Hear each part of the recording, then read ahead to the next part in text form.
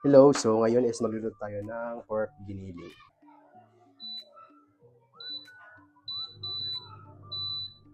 Maglagay lang tayo ng oil sa kawali. Tapos, sunod natin yung onion or sibuyas.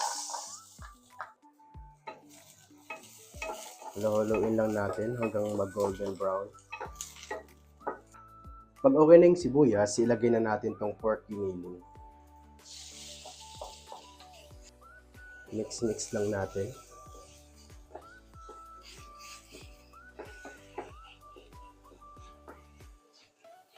Lagyan lang natin ng konting pampalasa, salt, ground pepper, or pamintang powder. Lagyan na rin natin ng pamintang or dahon ng laurel para dagdag aroma.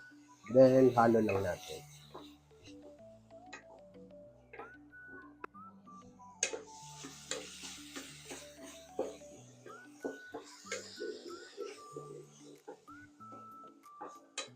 And takpan lang natin for about 5 minutes para maluto yung ating pork giniling.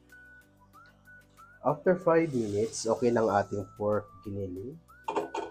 Mix lang natin ng konti.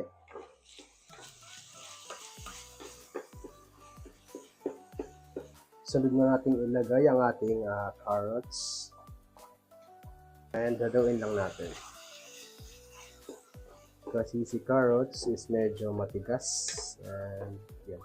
Kailangan lang natin siyang palambutin ng onte. Pag medyo okay ng ating carrots, sunod na natin ilagay ang patatas.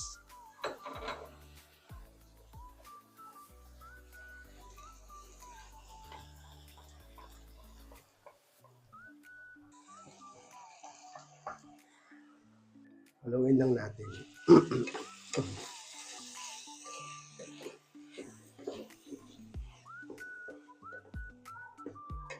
Lagay ko na itong ating tomato sauce.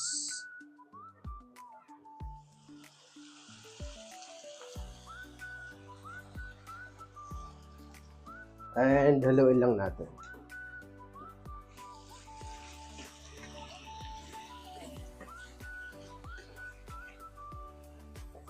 Then mag-add lang tayo dito ng half glass of water.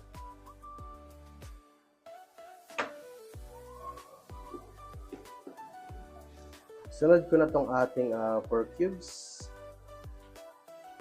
Takpan lang natin.